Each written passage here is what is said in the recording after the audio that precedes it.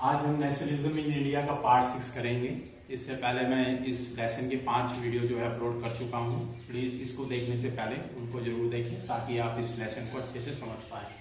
तो हम इस वीडियो की स्टार्टिंग करते हैं गांधी की 11 पॉइंट से, जो कि उन्होंने लॉर्ड एबिट को भेजे थे कि अगर ये 11 पॉइंट्स वो मान लेते हैं तो वो कोई भी मूवमेंट लॉन्च नहीं करेंगे, और अगर नहीं मानते हैं तो वो एक मूवमेंट लॉन्च करेंगे। क्या थे ये 11 पॉइंट्स? मेजर पॉइंट्स हम जो है वो देखते हैं। सबसे पहला पॉइंट था अबोलिशन ऑफ सोल्ट टैक्स, यानी कि जो नमक पे जो टैक्स लगाया रखा था ब्रिटिश गवर्नमेंट ने, उसको खत्म करना। दूसरा पॉइंट था प्रोहिबिशन ऑफ लिकर, यानी कि जो भी नशीले पदार्थ थे उन पर भी रोक लगाना। तीसरा रिडक्शन इन मिलिट्री एक्सपेंडिचर, जो डिफेंस पे जो वो खर्चा कर रहे थे ब्रिटिशर्स, उसको कम करना, और उस जो बचा हुआ पैसा है वो इंडिया के वेलफेयर पे लगाना। फोर्थ पॉइंट था custom duty on foreign goods, जो भी विदेशी सामान आता था इंडिया में उस पर टैक्स लगाना, इंपोर्ट ड्यूटी लगाना।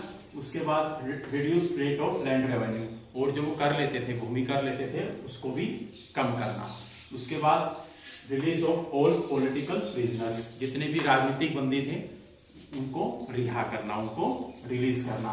ये मेजर पॉइंट्स थे जो गांधी जी के 11 पॉइंट्स में इंक्लूड थे। लॉर्ड इरविन ने इनको कंसिडर नहीं किया, टोटली इनको नकार दिया। तो लास्ट जो डेट थी अल्टीमेटम की, वो थी 11 मार्च 1930, और उस दिन तक लॉर्ड इरविन का कोई जवाब नहीं आया। और उसके बाद में जो है 12 मार्च 1930 को जो है महात्मा गांधी जी ने सिविल डिसोबीडियंस मूवमेंट अनऑफिशियली जो है वो स्टार्ट कर दिया था, जिसकी शुरुआत दांडी मार्च से हुई, जो कि साबरमती से दांडी की तरफ नमक कानून को तोड़ने से हुई। साबरमती से दांडी जो है वो टोटल 240 माइल्स था, और गांधी जी अपने 78 फॉलोअर्स के साथ जो है वो साबरमती से चले। उन्हें दांडी पहुंचने में लगभग 24 दिन लगे, और लगभग 10 मील प्रतिदिन जो है वो प्रतिदिन डिस्टेंस कवर करते थे। और रास्ते में ऑन द वे जो भी उनको मिलता था उनको वो स्वराज का मीनिंग समझाते थे। लगभग हजारों की संख्या में लोग जो है गांधी जी जहां भी रुकते थे इस यात्रा के दौरान, लोग उनसे मिलते थे और स्वराज का मीनिंग जो है जानते थे, और गांधी जी ने इन सभी को जो है अच्छे से इंस्पायर किया। उसके बाद में दांडी पहुंचने के बाद वो जो नमक कानून को तोड़ते हैं, और जो समुद्र का पानी उसको उबाल करके जो है इसको वॉयलेट करते हैं ब्रिटिशर्स के रूल को। अब सीडीएम की बात करते हैं। सिविल डिसोबीडियंस मूवमेंट क्या है? तो civil disobedience movement is equal to non cooperation movement plus में violation of colonial British rules, यानी कि नॉन कोऑपरेशन तो करना ही है, असहयोग तो करना ही है, प्लस में जितने भी कानून हैं ब्रिटिशर्स के उनका भी वॉयलेशन, यानी कि उनका भी उल्लंघन करना है। यही सिविल डिसोबीडियंस मूवमेंट था। इसके स्टार्ट होते ही सिविल डिसोबीडियंस मूवमेंट के लोगों ने जो है फॉरेन क्लॉथ का, विदेशी कपड़े का बहिष्कार करना शुरू कर दिया। जो सोल्ट फैक्ट्रीज थी उनके आगे डेमोन्स्ट्रेशन यानी कि प्रदर्शन और जुलूस करने स्टार्ट कर दिए।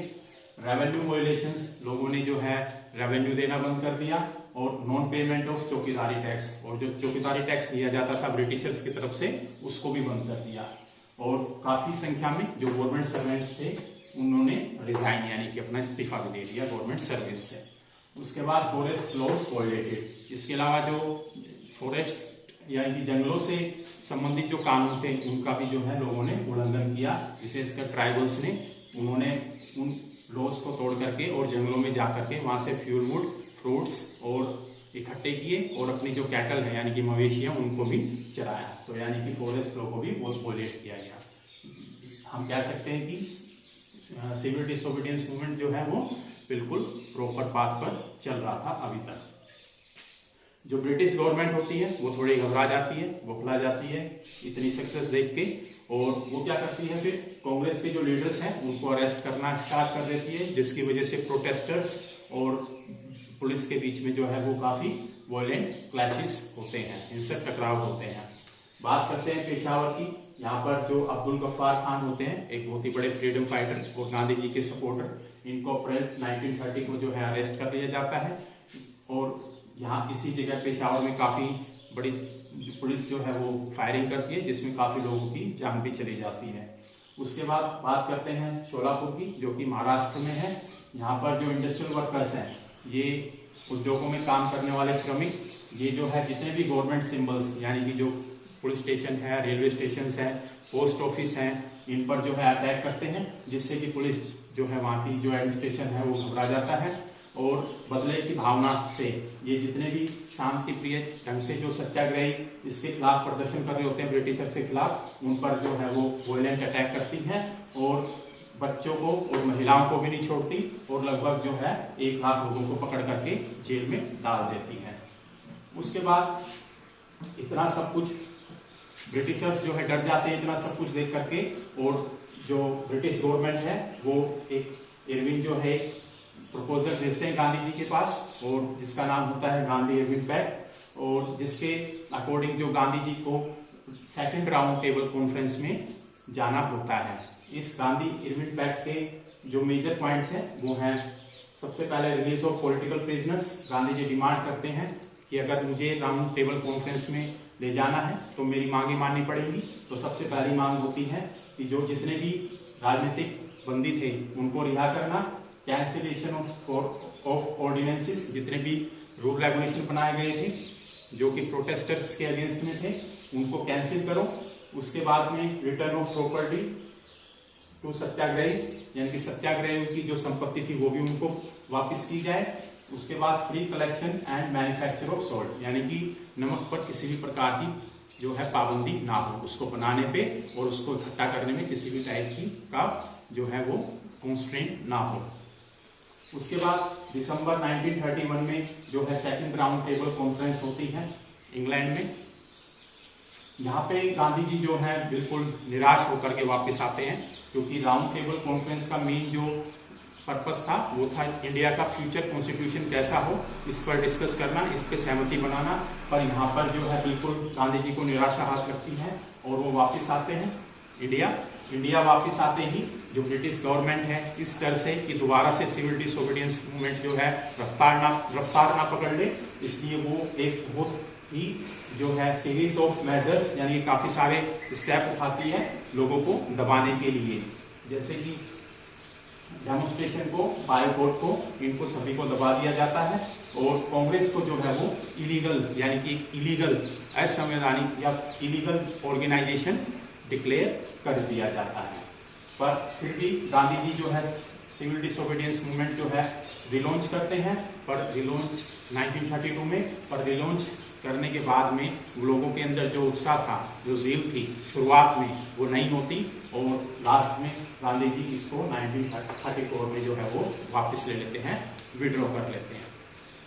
तो ये पूरा का पूरा जो है सिस्टमैटिक प्रोग्रेस थी सिविल डिसोबीडियंस मूवमेंट की। अब हम बात करते हैं कि इस सिविल डिसोबीडियंस मूवमेंट में कौन कौन से सोशल ग्रुप्स ने पार्टिसिपेट किया था, कौन कौन उनके आइडियल्स थे और क्या क्या उनके पर्पस थे। सेकंड अगला पॉइंट है how participants so the movement, यानी कि किसने सिविल डिसोबीडियंस मूवमेंट को कैसे इंटरप्रेट किया, कौन कौन से सोशल ग्रुप्स थे, ज्वाइन किस किसने किया था, क्या उनके आदर्श थे और स्वराज उनके लिए क्या मतलब या क्या मायने रखता था, इसके बारे में हम पढ़ेंगे। सबसे पहले रिच पीजेंट्स की बात करते हैं।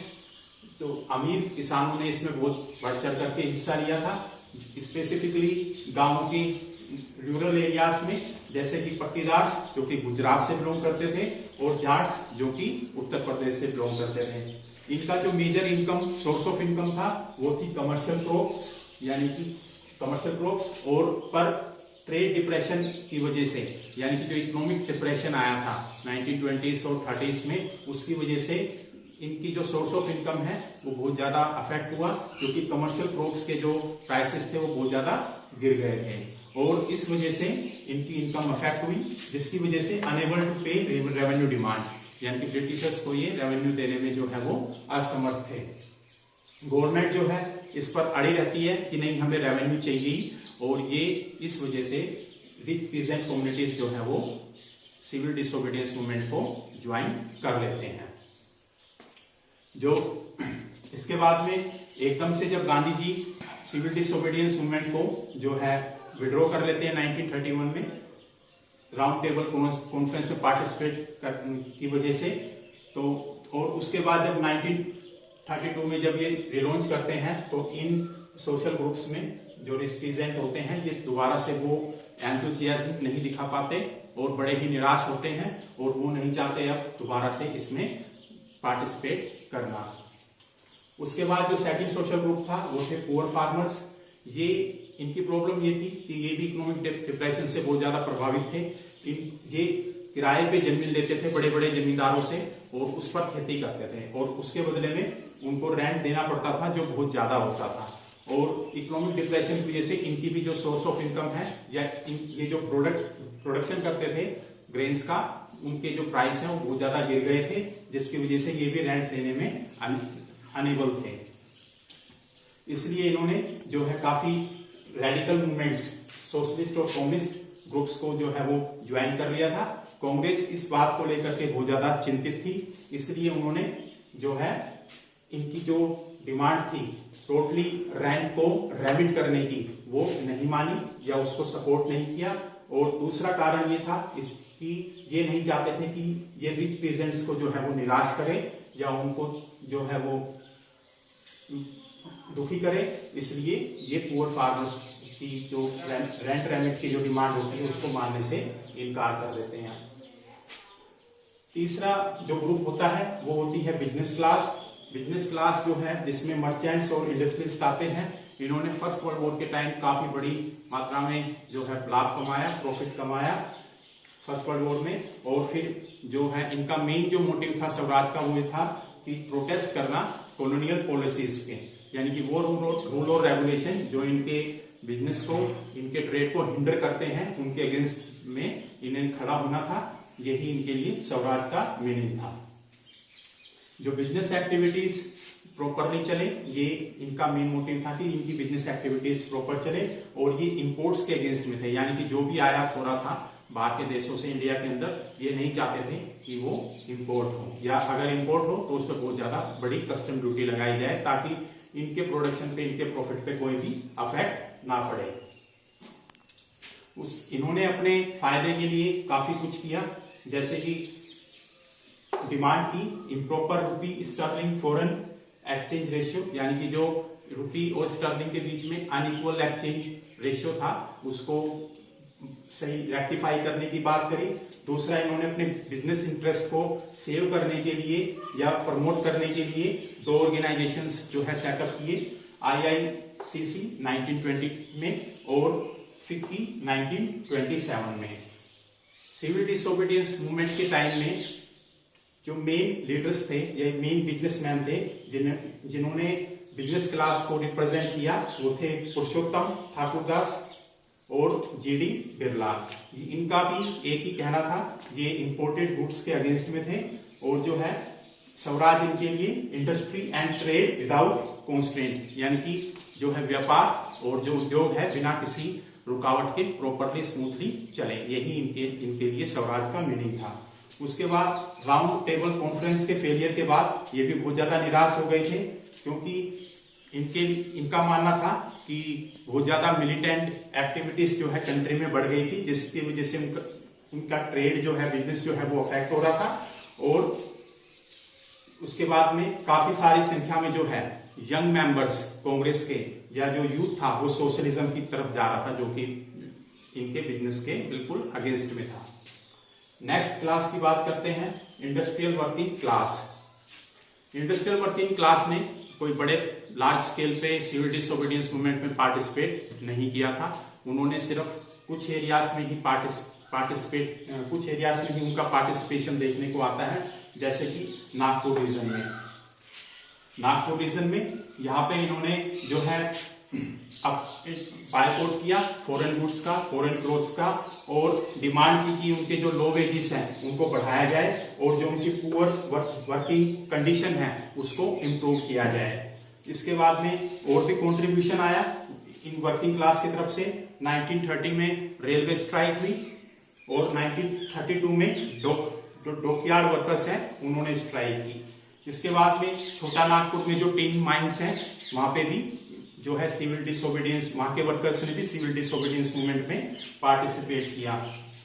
इन्होंने भी रैलीज वगैरह निकाली बायकॉट बहिष्कार किया चीजों का। कांग्रेस ने इन वर्कर्स की डिमांड को ज्यादा नहीं फोकस किया, क्योंकि ये नहीं चाहते थे कि जो इंडस्ट्रियलिस्ट जो इनके सिविल डिसोबीडियंस मूवमेंट को फाइनेंस भी कर रहे थे, सपोर्ट भी कर रहे थे, उनको किसी भी तरीके से नाराज किया जाए। अगला सोशल ग्रुप था वुमेन।